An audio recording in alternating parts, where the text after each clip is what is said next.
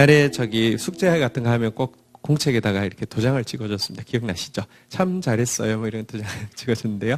우리 한번 서로 인사하겠습니다. 참 잘했어요. 시작. 네. 하나님 앞에 나온 거 진짜 잘한 겁니다. 우리가 사실 스트레스 받으면 술집에 가는 사람도 있고, 스트레스 받으면 그냥 또 어디 동굴 속에 숨는 사람도 있고, 죄 짓는 사람도 있고, 여러 가지 방법들이 있는데요. 하나님 앞에 나오는 거 진짜 잘한 겁니다. 하나님의 말씀의 인도 앞에 나온 것은 정말 잘한 겁니다. 다시 한번 우리 옆에 분들이 진짜 그렇게 느끼도록 참 잘했어요. 시작. 예, 잘했습니다. 네네. 우리 오늘도 주님의 말씀이 시적절하게 또 유용하게 우리에게 교훈하실 줄로 믿습니다. 아멘. 오늘 우리 내일 그 GT 말씀 같이 보고 또 하나님 앞에 나가도록 하겠습니다.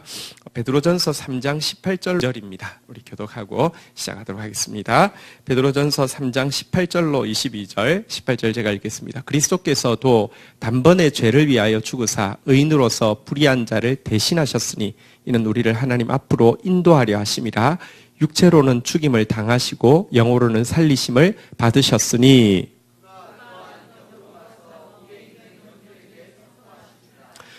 그들은 전에 노아의 날 방주를 준비할 동안 하나님이 오래 참고 기다리실 때에 복종하지 아니하던 자들이라.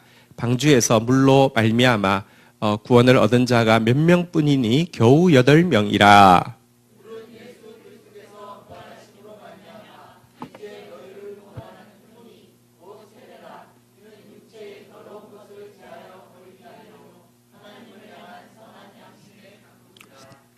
우리 22절 같이 읽겠습니다. 시작. 그는 하늘에 오르사 하나님 우편에 계시니 천사들과 권세들과 능력들이 그에게 복종하느니라. 아멘. 네, 오늘 우리에게 주시는 말씀입니다. 우리 18절 한번 읽고 시작하도록 하겠습니다. 18절 같이 읽겠습니다. 시작. 그리스도께서도 단번에 죄인을 위하여 죽으사 의인으로서 불의한 자를 대신하셨으니 이는 우리를 하나님 앞으로 인도하려 하심이라. 육체로는 죽임을 당하시고 영으로는 살리심을 받으셨으니. 아멘. 자, 그리스도께서 단번에 죄를 위하여서 죽으셨다, 이렇게 이야기하고 있습니다. 딱 한 번이지만 충분하고 충족하다, 이런 뜻입니다. 다시는 반복할 필요가 없다는 뜻입니다. 그는 의인이신데요, 한번 따라하겠습니다. 불의한 자를 대신하셨으니. 불의가 무엇이냐고 하면 의는, 한번 따라하겠습니다. 의는 하나님의 말씀이다. 그럼 불의는 무엇입니까? 하나님의 말씀대로 하지 않은 것을 불의라고 하죠. 자, 불의한 자를 대신하셨다고 했는데 첫 번째, 여기 불의한 자가 누구겠습니까? 신앙생활은요, 하면 할수록 내가 얼마나 잘하고 있느냐를 확인하고 증명하는 게 아니라 내가 얼마나 하나님의 기준에서, 말씀에서 빗나가 있었는지를 발견하는 것이 신앙생활입니다. 그래서 신앙생활을 바르게 하는 사람은 끝까지 통회하고 겸손하고 가난해지는데요. 그런데 그렇게 끝까지 자기가 불의하다고 인정하는 사람을 대신해서 예수 그리스도께서 죽으셨고요. 이 대신하신 죽으심은요, 다시 반복할 필요가 없는 완전한 대신이라는 것입니다. 나의 죄가 적지 않습니다. 그러나 예수 그리스도가 한번 죽어주셔서 내가 그 은혜를 받고 회개하고 막 잘 살다가 다시 막 엉망으로 살고 있으면요, 예수님이 야, 너 해도 너무하다. 그래도 내가 포기를 할 수 없으니까 다시 죽을게. 그렇게 안 하셔도 될 만큼 단번 죽음입니다. 왜냐고 하면 내 죄가 정말 작지 않지만 예수 그리스도의 생명값은요, 내 죄 1000만배, 억만배보다 훨씬 더 큰 것이기 때문입니다. 그리고 그 효력은요, 내가 불의한 자임을 알 때에만, 고백할 때에만 나에게 미치고 있습니다. 또한 여기서 불의한 자라고 했는데요, 여러분, 이 불의한 자는 나를 넘어서 또 어떤 의미에서 모든 인류 전체를 이야기하고 있습니다. 의인은 없나니 하나도 없다고 그랬습니다. 모두 불의하다고 그랬습니다. 예수 그리스도께서는요, 아무도 멸망치 않고 다 구원에 이르기를 원하셔서 이 땅 가운데 내려오신 분이십니다. 어쨌든 예수님이 하신 일이 무엇이냐? 바로 나, 그리고 모든 인류의 그 불의함을 대신 자기가 걸머지시고 죽으시기 위해서 오셨는데요. 그러나 우리가 이 사실을 고백한다고, 아, 예수님이 나를 대신해서 죽으셨어, 인류를 대신해서 죽으셨어를 깨닫는다고 구원이 이루어지는 것은 아닙니다. 여러분, 구원은요, 깨달음에서 온다고 믿는 종교가 있고요. 근데 이 종교에서는요, 그러니까 그런 깨달음을 해탈이라고 그러죠. 어느 순간 깨달음이 왔습니다. 내가 부처구나. 그러니까 여러분, 깨달음으로 구원을 얻을 수 있다고 생각하는데요. 기독교 안에도 이단에 그런 게 있습니다. 영지주의라는 게 뭐냐고 하면 내가 어떤 영적인 신비한 지식을 깨닫는 순간 구원이 이루어진다는 것입니다. 그리고 사실은 오늘날 한국 교회는 대단히 영지주의적인 요소가 많습니다. 예수가 나를 위해서 대신 죽었어. 오케이. 그럼 나는 이제 그분이 하나님이 날 대신 죽었으니까 나는 절대 지옥 안 가겠구나. 할렐루야! 그때부터 내 마음대로 살아도 된다는 그것은 보십시오. 구원이 깨달음으로 임한다고 믿는 것이고요. 그거는 이단입니다. 구원은 이 깨달음에서 오는 것이 아니라요. 한번 따라하겠습니다. 이는 우리를 하나님 앞으로 인도하려 하심이라. 구원은 언제 이루어지느냐? 예수 그리스도께서 우리가 불의해서, 하나님은 또 공의로우셔서 불의한 자에게 여러분 죄를 지었음에도 불구하고 무조건 괜찮아 하고 오실 수도 없고요. 우리가 불의했기 때문에 하나님께 가고 싶어도 갈 수가 없는데 예수 그리스도의 이 대속의 죽음은요, 우리로 하여금 다시 하나님 앞으로 나아갈 수 있는 길을 열어주셨다는 것입니다. 보십시오. 기독교의 차이는 뭐냐고 하면 탕자가 이제 막 돼지 열매, 지엽 열매가 우리 번역이 그렇게 돼서 그런데요. 뭐냐고 하면 세례요한이 먹었던 메뚜기입니다. 메뚜기가 아니라 메뚜기 모양으로 생긴 열매, 그게 지엽 열매인데요. 어쨌든 그러니까 세례요한이 뭘 먹었다고요? 지엽 열매를 먹은 거예요. 아시겠죠? 어쨌든 아주 박한 음식을 우리가 세례요한이 메뚜기 먹었다 그러면 단백질 섭취를 많이 하셨구나 그렇게 생각하지 마시고 그게 이제 지엽 열매 같은 겁니다. 그러니까 번역을 그렇게 한 겁니다. 근데 어쨌든 여러분 갑자기 지엽 열매 그렇지. 탕자가 지엽 열매를 먹다가 그거마저도 못 먹겠어 배가 굶어서 죽을 것 같아요. 이스라엘 사람들이 돼지를 친다는 것은요. 그건 정말 추한 것입니다. 돼지는 이제 부정함의 대명사이기 때문에 그냥 뭐 이렇게 좀 하찮은 일을 한다는 정도가 아니라 정말 그러니까 종교적으로 해서는 안 되는 더러운 일을 하고 있는 겁니다. 그런데 막 배가 굶어 죽으려고 하는 순간 깨달음이 왔습니다. 우리 아버지 집에는 양식이 풍성한 품꾼이 종들도 배 두드리면서 사는데 이 깨달음이 왔습니다. 그리고 갑자기 이너 피스가 임했습니다. 이너 피스. 여러분, 우리 아버지 집에는 종들도 배가 불러를 깨닫는 순간 내 배가 불러집니까? 안 불러집니까? 안 불러져요. 구원이 깨달음으로 말미암는다는 것은요, 그 자리에서 탕자가 하는 순간 구원이 임했다는 건 아니에요. 탕자의 구원은 지금 이 사실을 깨달음으로 말미암아 아버지께로 돌아가는 데 있습니다. 돌아가면서 가서 내가 어떻게 할까? 어떻게 하면 좀 나은 삶을 살 수 있을까? 할 수 있을까? 여러분, 내가 고민한 만큼 이루어지는 게 아니라 내 고민하고 완전 차원이 다른 준비가 하나님께 되어 있었습니다. 넌 내 아들이야 라고 가락지를 신기고 끼우고 신을 신기고 옷을 입히면서 상상할 수 없는 것이 준비되어 있었습니다. 구원은요, 내가 원하는 게 이루어지는 것도 아니고요, 혹은 내가 뭔가를 깨닫는 것도 아니고요. 한번 따라하겠습니다. 이는 우리를 하나님 앞으로 인도하려 하심이라. 예수님께서 행하신 일은요, 우리의 죄를, 우리의 불의함을 대신하셔서 우리로 하여금 다시 하나님 앞에 나아갈 수 있는 자유를 허락하여 주신 것입니다. 예수의 죽으심은요, 이중적입니다. 한번 따라하겠습니다. 육체로는 죽임을 당하시고 영으로는 살림을 받으셨으니, 무슨 뜻이냐고 하면 육체적인 인간의 눈으로 보면 패배의 죽음처럼 보입니다. 정말 어떻게 하나님이라는 분이 이 세상에 와서 피조물들에게 그렇게 고통스럽게 찌질하게 죽으실 수 있습니까? 근데 영의 눈으로 보면요, 이건 완전한 승리의 살리심이다, 이렇게 이야기를 하고 있습니다. 왜 예수님의 죽으심이 영으로 보면 승리의 살리심인지 설명을 하고 있는데요. 19절 한번 보도록 하겠습니다. 19절 같이 읽겠습니다. 시작. 그가 또한 영으로 가서 옥에 있는 영들에게 선포하시니라.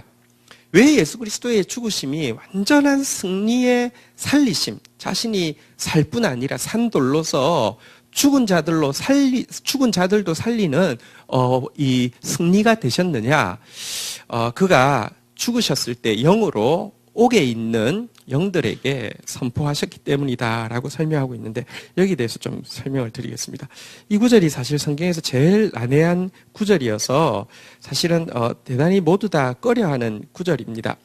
여러분, 사실 이제 우리 예수를 주로 고백하는 모든 교회들이 공통적으로 고백하고 있는, 받아들이고 있는 신앙 고백이 있습니다. 그것이 사도신경, 사도신조입니다.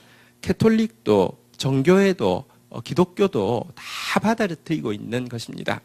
그런데 그 내용 중에 보면요, 한 구절을 기독교에서, 한국교회에서 번역을 계속 안 하고 있습니다.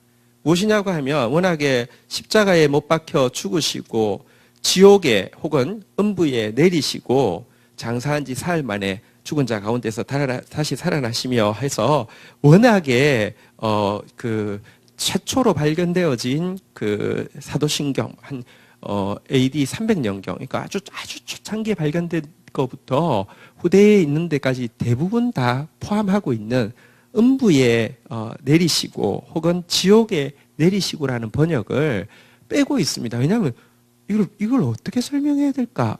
근데 이제 거기 뺀다고 되는 문제가 아니라, 여기 또 나와 있잖아요. 그가 또한 영으로 가서 옥에 있는 영들에게 선포하시니라. 예수님께서 지옥 혹은 음부에까지 내려가셔서 그곳에서 선포했다는 구절이 여기에도 있습니다. 근데 왜 기독교가 이걸 빼냐고 하면 이유는 있습니다. 캐톨릭에서 이제 연옥이라고 해가지고 예수를 믿지 않고 죽어도 중간에 갇혀 있는데, 그들을 위해서 이 땅에 있는 사람이 뭐 헌금을 하거나 뭘 하면 포지션이 바뀔 수 있다는, 그걸 통해서 사실은 그 면죄부를 팔아가지고 하는 것 때문에 종교 개혁을 일으켰잖아요, 그죠? 그러니 그 문제 때문에 이걸 이제 사도신경에 지옥에 내리시고 혹은 음부에 내리시고라는 구절을 넣었을 때는 연옥을 연상시킬 수 있는 것 때문에 계속 이렇게 빼게 된 것입니다. 그러나 어쨌거나 분명히 성경에는 예수 그리스도의 죽으심이 왜 영으로 보면 완전한 승리의 죽으심인지를 설명하기 위해서 분명히 이 구절이 있습니다. 예수님께서 지옥 혹은 음부까지 내려가셔서 그곳에서도 선포하셨다 그랬는데요. 이게 무슨 의미인지 조금 더 생각을 해보도록 하겠습니다. 여러분, 우리 한번 보도록 하겠습니다. 시편 139편 7절, 8절 한번 보도록 하겠습니다. 시인이 이런 고백을 했는데요. 자, 제가 7절 읽고 8절 여러분이 읽습니다. 내가 주의 영을 떠나 어디로 가며 주의 앞에서 어디로 피하리까? 8절 읽겠습니다. 시작.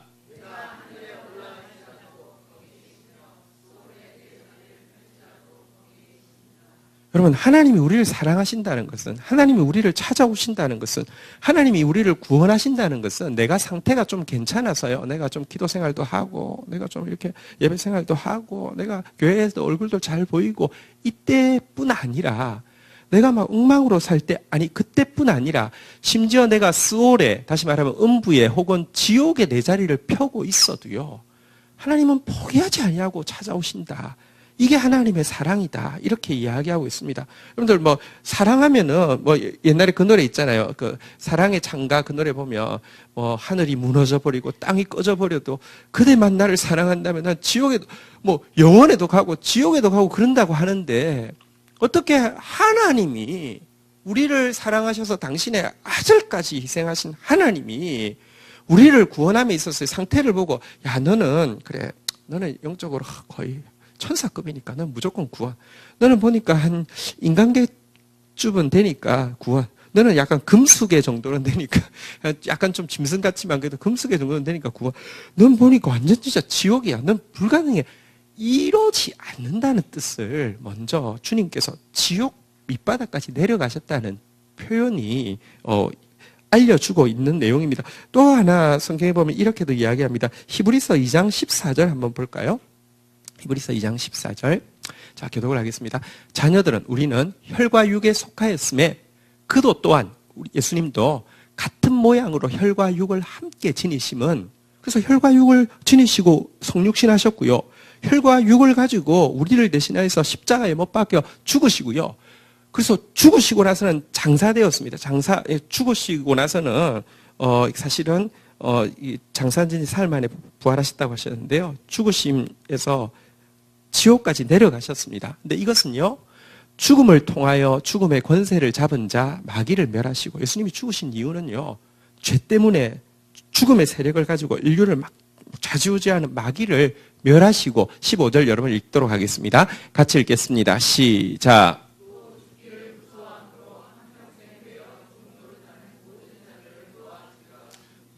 죄 짓고 나면요, 사단이 우리를 딱 억누르는데요, 진짜 지옥을 만듭니다. 그리고 그 감옥에서 지옥 같다, 사람들 자살할 때 진짜 삶이 지옥 같다 하고 이렇게 진짜 그런 사람들 못 벗어납니다. 죄의 이 결박이 얼마나 강한지 아십니까? 그런데요, 죽기를 무서워함으로 한평생 매어 종로로 사는 지옥 같은 삶을 살고 있는 모든 자들까지 풀어주기 위하여서 예수 그리스도께서 죽음을 통하여서 죽음의 권세에 잡은 자 사단의 머리를 깨트리기 위해서 지옥까지 내려가셨다. 그렇게 이야기하면서요, 우리 시간강에서 다 읽지 못하니까 17절, 18절, 그 다음에 이어지는 17절 한번 보도록 하겠습니다. 제가 17절 읽고 18절 여러분 읽습니다. 그러므로 그가 범사의 형제들과 같이 되심이 마땅하도다. 이는 하나님의 일에 자비롭고 신실한 대제사장이 되어 백성들의 죄를 속량하려 하심이라. 18절 읽겠습니다. 시작.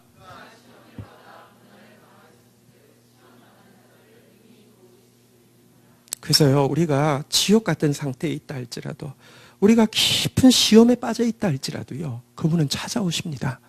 그래서 한번 따라하겠습니다. 시험 받는 자들을 능히 도우실 수 있느니라.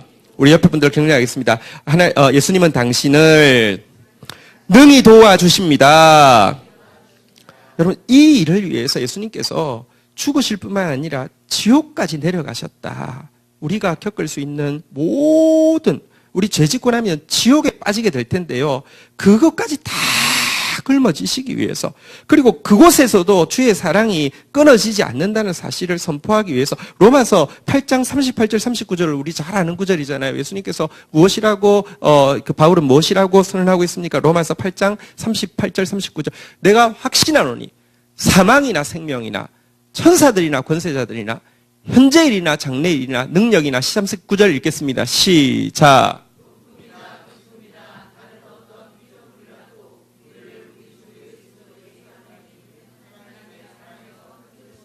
우리 옆에 분들 다시 한번 격려하겠습니다. 예수 그리스도, 예수 안에 있는 하나님의 사랑에서 당신을 끊을 자가 없습니다. 할렐루야.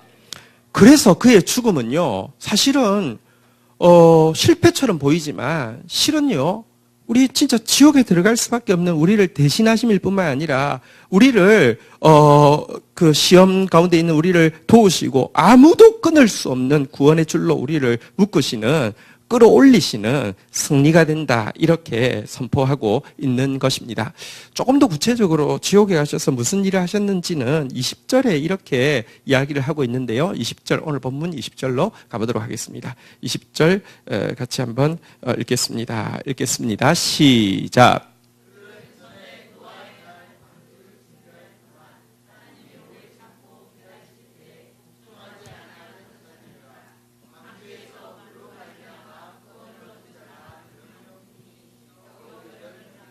자, 이 옥에 있는 자들에게 선포하셨다 그랬는데, 예수님께서요, 그 옥에 있는 자가 누군지에 대해서 뭐라고 이야기하냐고 하면, 과거에 노아 홍수 때 심판받은 사람들, 구원받은 8명 외에 심판받은 전부를 이야기한다, 이렇게 이야기하고 있습니다.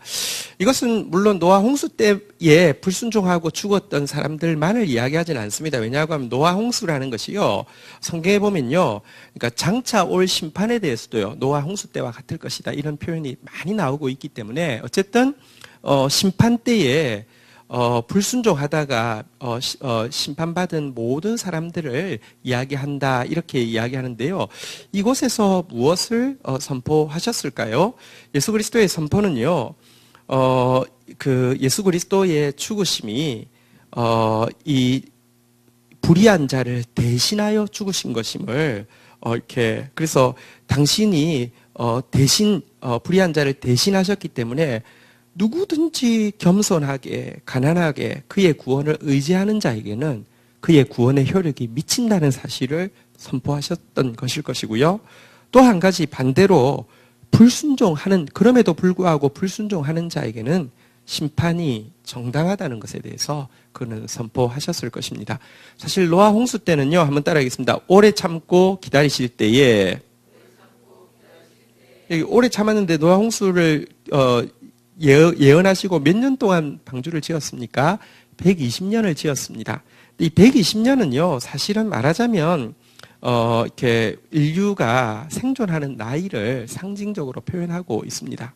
그러니까 평생 하나님 참고 기다리시며, 너희가 불의하지만 나를 의지하면, 다시 말하면 진짜 순종하든지, 순종하려고 몸부림치든지 아니면 순종하지 못한 삶에 대해서 통회하고 겸손하든지 어쨌든 하나님의 구원을 소망하는 마음만 가지면은 하나님께서는 넉넉히 구원하시고 겨우 구원하시는 것이 아니라 넉넉히 구원하신다는 사실에 대해서 이 지옥에 가서 선포하시고 그럼에도 불구하고 불순종하는 자에게는 심판이 정당하다는 것에 대해서 말씀하신 것으로 보입니다. 그런데요, 여기 보니까요, 구원을 얻은 자가 몇 명뿐이니 겨우 몇 명이라고요?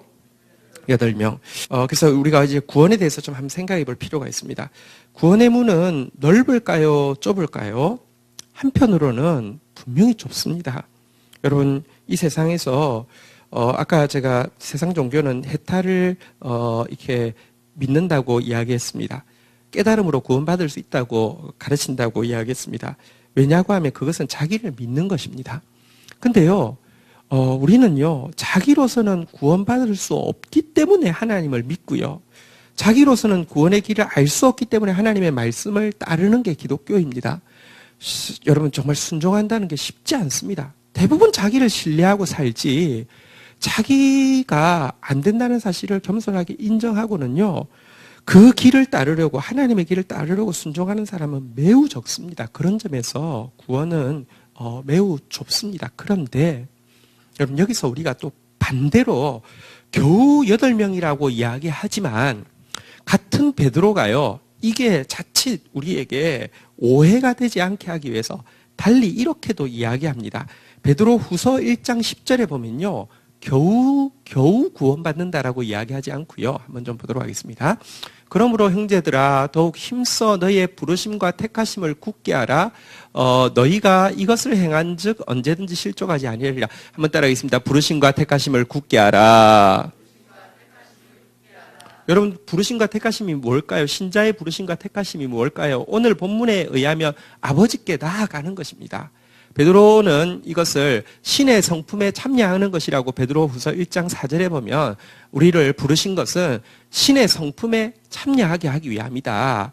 한번 따라해서 신성한 성품에 참여하는 자가 되게 하려 하셨느니라. 근데 어쨌든 이 하나님의 성품에 참여하려고 하나님의 말씀을 가까이 하고 하나님 앞에서 몸부림치고 하나님 순종하고 가는 사람들에게는요, 11절, 베드로후서 1장 11절 이렇게 이야기하고 있습니다. 베드로후서 1장 11절 같이 한번 읽도록 하겠습니다. 읽겠습니다. 시작. 이같이 하면 우리 주 곧 구주 예수 그리스도의 영원한 나라에 들어감을 너희가 에게 넉넉히 주시리라. 한번 따라하겠습니다. 겨우, 넉넉히. 두 가지의 균형이 되게 필요합니다. 첫 번째는요, 정말 천국은 좁습니다. 정말 여러분 순종하기가, 또 하나님이 예비하신 구원을 사모하기가 불순종하는 것, 내가 생각하는 구원은 굉장히 육체적이고요, 현실적인 것입니다. 여러분, 지금, 통합적 총회가 끝이 났고요. 이제 그것이 잘못되었다고, 그러니까 재판 잘못되었고 명성교회 잘못되었다고 그 재판 잘못되었다고 명성교회를 합법이라고 이야기한 거, 세습을 합법이라고 이야기한 거 헌법 해석이 잘못되었다고 하고, 그리고 재판한 사람들 전원이 잘못 재판했다고 해서 재판 부원들 다 바꾸었습니다. 그리고 이제는 그들이 다시 재판해서 총회에서 결정하도록 뭐 질의를 하든지 출교를 시키든지 뭐 이렇게 하도록 했는데요. 오늘 그 교회 뭐 특별 새벽 기도인가 이제 뭐 시작을 했는지는 잘 모르겠는데요. 하는데 오늘 그 김사환 목사 설교가 떴는데요. 막 마귀들이 우리를 막 괴롭히기 위해서 막 이러면서 막 그래서 정신 차리고 영적 싸움을 하고 가만히 있지 않겠다. 뭐 이제 그런 설교를 하는 걸 보았습니다. 죽으려고 환장을 했죠. 죽으려고. 근데 보십시오. 자기가 생각하는 구원은 이 땅에서 자기가 쌓아놓은 그 권력이, 자기가 쌓아놓은 그 돈이, 자기가 저지른 그 비리가 덮어지는 것이 구원이라고 생각하는 것이고요. 근데요, 그러니까 여러분 목사가 돼도 소용이 없어요. 어쨌든 그게 구원이라고 생각하는 사람. 다시 말하면 정말 내가 할 수 있다고 생각하고 내가 원하는 게 이루어지는 게 구원이라고 생각하는 사람은요, 내가 할 수 없다고 생각하고 하나님이 주시는 구원을 사모하지 않습니다. 그런 사람들에게는요, 구원이 진짜 겨우, 그러니까 정말 좁을 것이고요, 못 들어갑니다. 명심해야 합니다. 그러나 또 동시에 우리가 그것이요, 이단에서 보면 자꾸 구원이 좁다고 이야기하면서 위협하고 공포를 주고 협박하고는요, 그래서 막 사람들을 얽어매어 놓고 나서는요, 그리고 나서는 이거 하면 구원 준다, 저거 하면 구원 준다, 이렇게 막 조건을 제시해서 그걸 막 무시무시할 정도로 따라하게 하고 나서는요, 그 다음에 구원이 엄청 좁은데 너는 구원받았다고 이야기하면서 교만을 막 부추기고, 이게 이단들의 전형적인 작전인데요. 여러분, 또 한 가지 우리가 알아야 될 것은 정말 순종하는, 좁은 문은 좁다는 거, 겨우라는 것이 확실하지만, 그러나 그럼에도 불구하고 우리가요 다 불의한 자인데요. 여러분, 내가 의로워서 구원받는 게 아니라니까요. 내가 불의한 자인데요. 불의함에도 불구하고 순종하려고 몸부림치고 주님께 나아가려고 몸부림치고 하나님이 약속하신 구원을 소망하면, 한번 따라하겠습니다. 넉넉히 주시리라. 넉넉히 구원받습니다. 이 사실을 믿어야 합니다. 12절 한번 볼까요? 이어지는 12절. 같이 한번, 아닙니다. 예. 다시 한번 따라하겠습니다. 넉넉히 주십니다. 이 사실을 우리가 분명히 믿어야 합니다. 천국은 그래서 좁으면서도 대단히 넓을 것입니다. 천국은요, 정말 좁으면서도, 정말 많은 사람들이 또 구원받을 것입니다. 성경에 보면요, 그 마지막 날에 각 나라와 족속과 백성과 방언에서 아무라도 능히 헤아릴 수 없는 수많은 영혼들이 구원받을 것이라고 이야기하고 있습니다. 성경에 그 재밌는, 굉장히 어려워서 잘 안 보지만 재밌는 성경이 있는데요. 민수기입니다. 이제 우리 곧 민수기가 시작됩니다. 자, 민수기. 예. 자, 레위기가 저의 위기가 되어가지고 우리 출판사에서 그때 레위기 연재하다가 4,000부가 독자가 떨어졌는데요. 큰일 날 뻔했는데. 그래서 민숙이도 우리 민숙 씨가 어떨지 이렇게 걱정이 좀 되어서 오랫동안 못 썼습니다. 근데 근데 민숙이에 보면 아주 우리가 유념해서 봐야 될 게 있습니다. 이스라엘이 출애굽했을 때 처음 인구조사를 했습니다. 20세 이상 남자로서 전쟁에 참여할 수 있는 사람만 셌는데 얼마 있냐고 하면 60만 명입니다. 60만 몇천 이렇게 나옵니다. 자, 그런데 그들이 전부 불의했습니까? 의로웠습니까? 전부 불의했어요. 전부 말씀 반대로 행동했고요. 그래서 그들 중에서 출애굽했을 때 20세 이상으로 전쟁에 참여할 수 있는 60만 명 중에서 딱 두 사람만 살아남았습니다. 누굽니까? 여호수아와 갈렙. 그러니까 전부 불의했어요. 자, 그런데 그럼 보십시오. 그때 20살이었으면 40년 광야가 지나면 몇 살이 되는 겁니까? 60살. 60살 이상으로는요, 여호수아, 갈렙, 그리고 모세는 이제 이제 마지막 이 요단강가까지 와서 비스가 산 위에서 돌아가셨으니까 어쨌든 이 세 명을 제외하고는 아무도 없었습니다. 그러니까 밑에 세대밖에 없는 것이죠. 게다가 그들이 40년간 살았던 곳은 어디입니까? 광야입니다. 얼마나 척박한 곳입니까? 근데 60세 이상이 다 죽었다는 것은요, 이건 뭐 40년 사이에 60세 이상이 다 죽는다는 것은 엄청나게, 그러니까 거의 광야가 공동묘지가 될 만큼 한번 생각해 보십시오.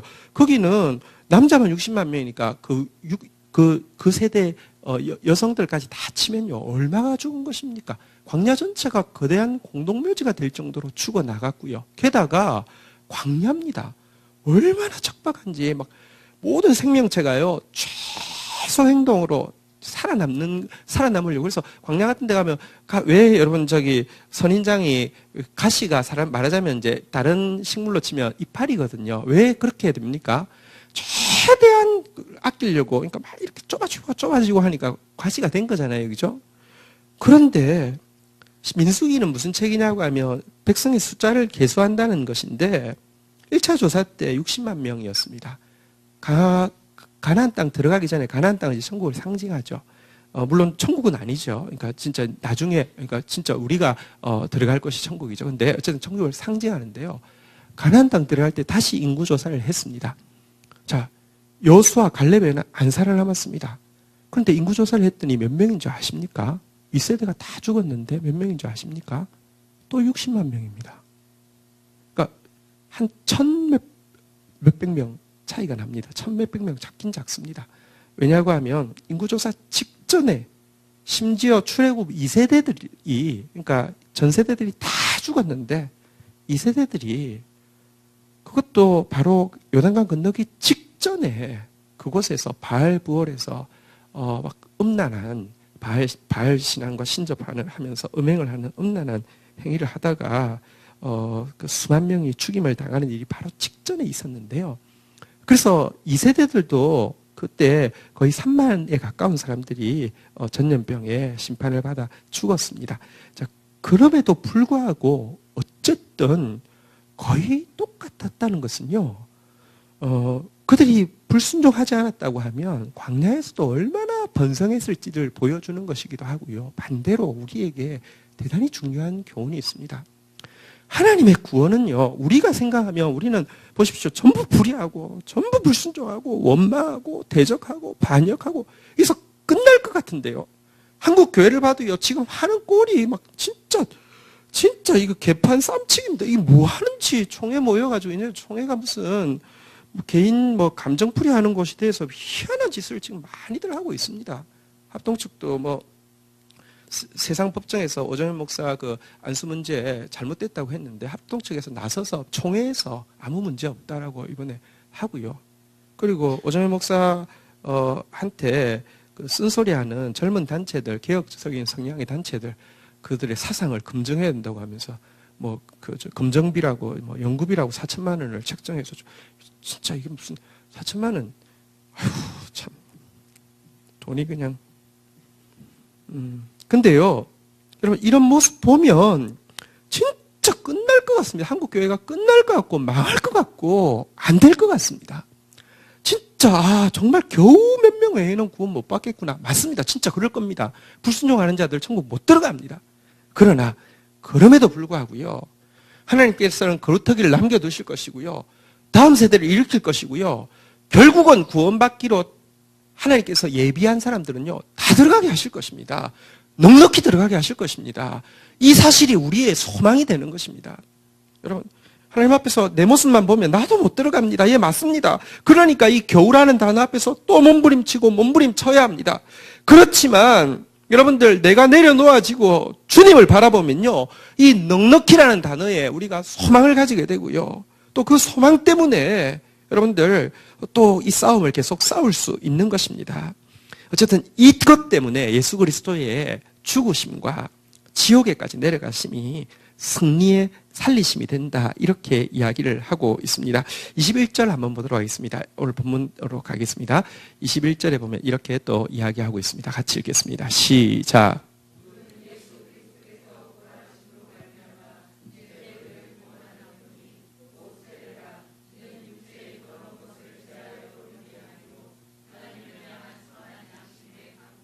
자, 물이 나왔는데요. 이 물은 무엇일까요? 20절에 보니까, 위에 20절에 보면 무슨 홍수? 예, 노아 홍수죠. 자, 노아 홍수 때 이 물이 뭐 하는 거였습니까? 심판하는 거였죠. 그죠? 자, 그런데요. 21절에 보니까 물은 노아 홍수의 물을 이야기합니다. 분명히 심판의 도구였는데요. 또 이 물은 또 이렇게 심판이고 또 고난이고 막 이런 것인데요. 막 멸망이고 막 이런 것인데요. 예수 그리스도께서 부활하신 이후에는 다른 의미를 가지게 되었습니다. 아까 예수 그리스도의 죽으심도 육체적으로는 멸망 같지만 영적으로는 완전한 승리라고 이야기했는데요. 예수 그리스도의 부활로 말미암아 한번 따라하겠습니다. 이제 너희를 구원하는 편이. 여러분, 노아 홍수가 한편으로는 멸망입니다. 밖에 있는 사람 다 쓸어버리는데, 근데 비가 엄청나게 오는데 한편으로는 노아 방주 입장에서 생각해 보십시오. 비가 막 오면 산 위에 있는 방주가 어떻게 됩니까? 뜨게 되죠. 그죠? 그래서 유유히 이제 다니게 되는 것이죠. 같은 건데요. 누구에게는 심판이 되어지고 누구에게는 구원이 되어집니다. 예수 그리스도에게 속한 자에게는요, 물은요, 홍수는요, 심판은요, 도리어 우리를 구원하는 표시가 되어진다. 이렇게 이야기합니다. 그리고 이 물을 상징하는 것이 기독교에 있는 의식 중에서 상징하는 것이 세례인데요. 여러분, 이제 우리가 세례를 받은 분들은 세례의 의미를 잘 알아야 하고요. 또 세례를 받을 분들은 진짜 잘 준비하여서 세례를 받아야 합니다. 이 세례가 무엇이냐? 뒤에 이제 좀 설명하고 있는데, 이는 육체에 들어온 것을 제하여 버림이 아니요. 세례는 이제 이렇게, 물론, 여러분, 저는 우리가 기독교인들이 되게 균형 감각이 필요합니다.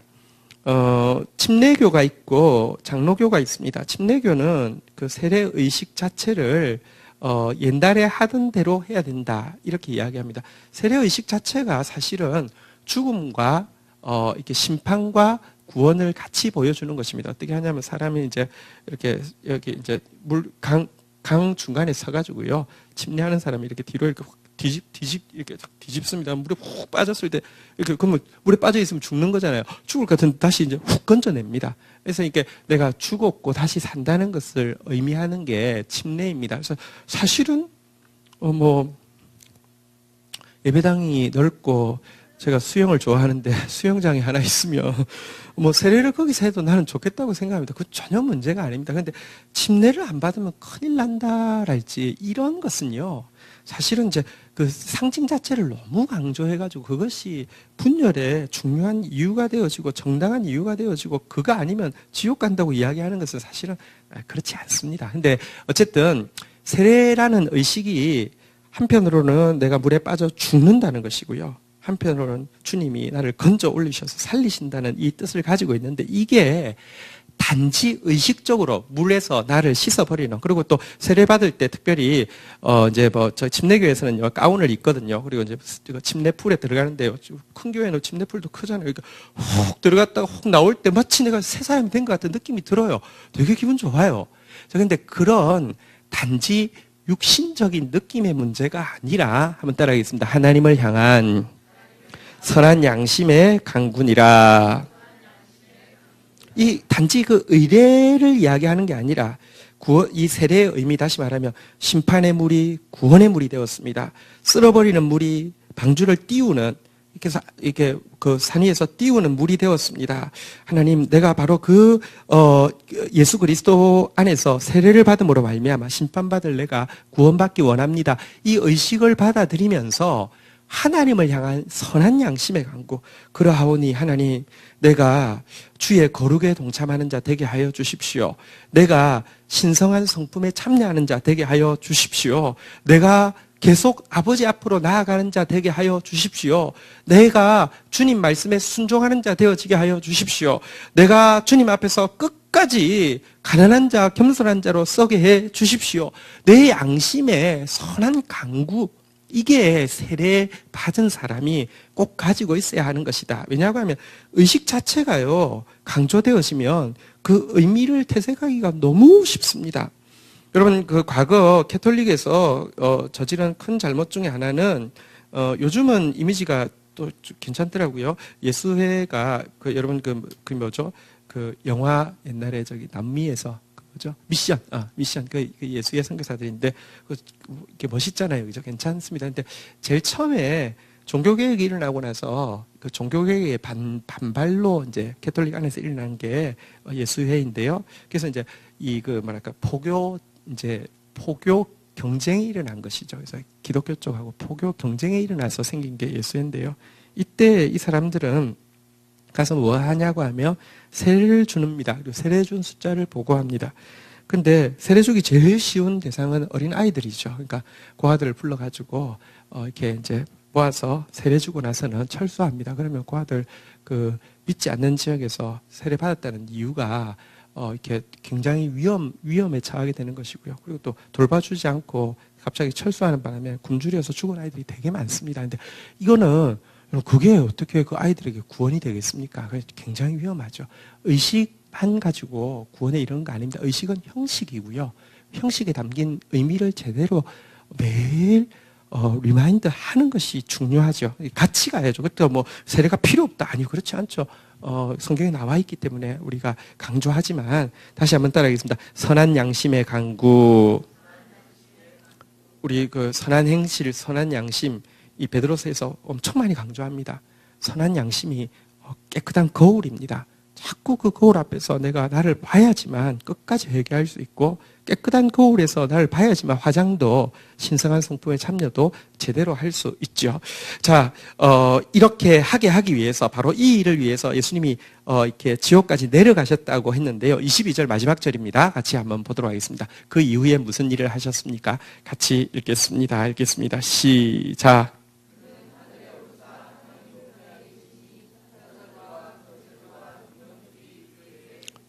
한번 따라하겠습니다. 하늘에 오르사. 자, 예수님께서 하신 일이 한번 따라하겠습니다. 워낙에 사도신경에 있는 대로 하면 한번 따라하겠습니다. 음부에 내리사, 하늘에 오르사. 이게 이제 그 신앙 고백에는 이렇게 같이 대조를 이루고 있습니다. 그런 점에서는 사실은 이 번역이 들어가는 게 중요합니다. 우리 고신교단에서 아마 이걸 넣자고 이렇게 이야기를 했는데, 그러니까 그 안에서 또 막 진통이 있어서 아마 넣기가 쉽지 않았던 것 같습니다. 왜냐하면 워낙 있는 거고, 문학적으로 볼 때, 그러니까 그들이 신조라는 것은 엄청 엑기스만 넣은 거잖아요. 그죠? 근데 내리사와 오르사가 있다는 것은 분명히 이제 짝인데, 이거 한 개를 빼는 것은 원래 의미를 많이 퇴색시키는 것이다. 이렇게 하는데요. 예수님께서 왜 내리셨느냐? 중요한 이유가 있습니다. 하늘에 내리셨던 주님이 오르신 것, 이걸 이제 승귀라고 하는데요. 비천해지셨던 그분이 존귀해지셨는데요. 예수님께서 하늘에 오르신 거 이유가 무엇이냐? 여기 보니까 천사들, 권세들, 능력들도 그에게 복종한다. 여기서는 이제 이건 하늘이기 때문에 선한 천사들을 이야기하겠죠.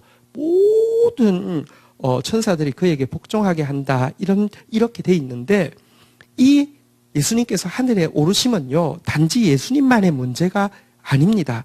에베소서 2장 5절부터 보면 이런 말씀이 있습니다. 한번 볼까요? 에베소서 2장 5절.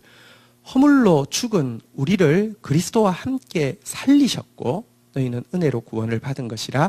6절 여러분 같이 읽겠습니다. 6절 읽겠습니다. 시작. 한번 따라하겠습니다. 함께 일으키사 함께 하늘에 앉히시니. 여러분, 우리가 예수님께서 하신 일이 무엇이냐고 하면요, 다시 5절로 한번 가볼까요? 주님께서 하신 일은요, 한번 따라하겠습니다. 함께 살리셨고, 6절 함께 일으키사 함께 앉히시니. 죽었던 우리를 살리실 뿐만 아니라 우리를 일으킨다. 이것을 이제 올려 세운다는 뜻인데요. 그래서 어디까지 올려 세우느냐? 하늘 보좌까지 올려 세워서 함께 하늘에 앉히신다고 이야기하고 있습니다. 앉히셔서 무엇합니까? 7절 이제 볼까요? 같이 한번 읽도록 하겠습니다. 읽겠습니다. 시작. 이는 그리스도 예수 안에서 우리에게 자비하심으로써 그 은혜의 지극히 풍성함을 오는 여러 세대에 나타내려 하심이라. 우리를 오르게 하사 그의 은혜의 지극히 풍성함을 여러 세대에 나타내게 하기 위하여서 주님께서요, 우리를 높여주신다. 이렇게 이야기하고 있습니다. 예수 그리스도의 승기는요, 우리를 하나님 보좌 우편에 앉으신 예수님 그 자리에 우리를 높여주시기 위하십니다. 이렇게 이야기하고 있고요. 그래서 성경은 우리가 천사들도 다스리게 될 것이라고 분명하게 이야기를 하고 있습니다. 우리 데살로니가전서 5장 한번 좀 가볼까요? 아니요. 조금만 더 보겠습니다. 8절. 우리 한번 같이 읽도록 하겠습니다. 2장 8절 같이 한번 읽도록 하겠습니다. 읽겠습니다. 시작.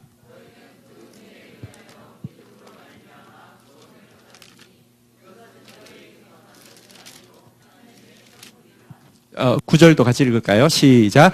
9절 이어지는 9절 같이 읽겠습니다. 시작. 행위에서 난 것이 아니니 이는 누구든지 자랑하지 못하게 함이라. 그래서 우리가 주님께서 우리를 반드시 구원하사 하늘에까지 올리시는 그 하나님의 역사, 그래서 천사들까지 우리에게 복종하는 그 하나님의 역사가 예비되어 있습니다. 구원에 대해서 우리가 가져야 되는 두 가지 자세가 있는데요. 첫 번째는 여러분 두려워하는 마음 있어야 하고요. 두렵고 떨림으로 너희 구원을 이루라. 두 번째는 확신하는 마음도 있어야 합니다. 겨우와 넉넉히가 잘 조정되어 있어야 합니다.